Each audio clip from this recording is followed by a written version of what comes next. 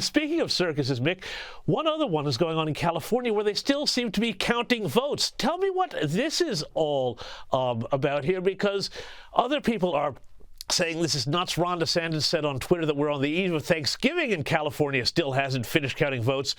What a farce. How can they still be counting votes? This looks, I'm sorry, I don't mean to be, conspiratorial, but it looks a bit suspicious to me. And it should. And the reason it's still going on is there's no check and balance. This is what happened when one party, in this case, the Democrats, control every single level of power.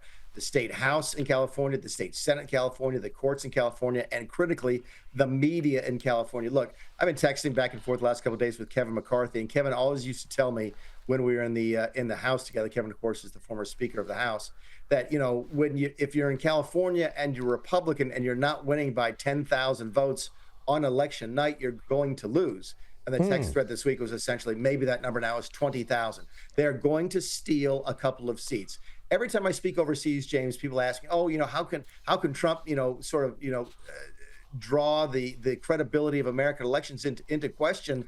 This is one of the reasons. It's almost December and California is still counting. And I can assure you, nothing is moving in the direction of the Republicans. I mean, people, as they say, how can you question elections? Well, you see it right in front of your eyes. Finally, I just want to ask you very quickly here.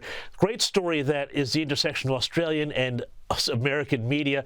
Here at the National Press Club in Australia on Wednesday, the boss of our state broadcaster, the ABC, Kim Williams, took aim at Joe Rogan. Have a listen to what he had to say here.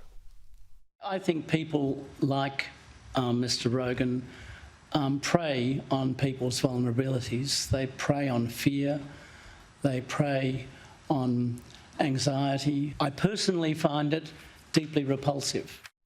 Mick, I got to ask you, this sounds like a guy who's never listened to 5 minutes of Joe Rogan in his life. What is your reaction to the way Joe Rogan has become totally unpersoned, given the fact that he endorsed Bernie Sanders in 2016 and I think 2020 as well? Well, I mean, from the Rogan perspective, that's populism, right? There's a non-zero group of people. It's actually quite substantial who voted for Bernie Sanders in 2016 in the Democrat primaries and then moved over to vote for Donald Trump in the 2016 general election. That's populism, and it doesn't tend to follow sort of the narrow bounds of Democrat versus Republican in my country. But what you just saw out of Mr. Williams is the same sort of left-leaning elitism that we see in this country. Look, are there people who fit that description who listen to Joe Rogan? Yeah. Are there people who are well-educated, very successful, interested in business and policy and politics? Yes, there are. And that's what the left can't understand. Everybody who seems to disagree with them is an idiot. And that's a mistake. The media here, by the way, James, is going through that sort of self-introspection right now as they try and figure out how to rebuild their business after they called Donald Trump Hitler for so long, and then half the country, more than half the country, voted for him.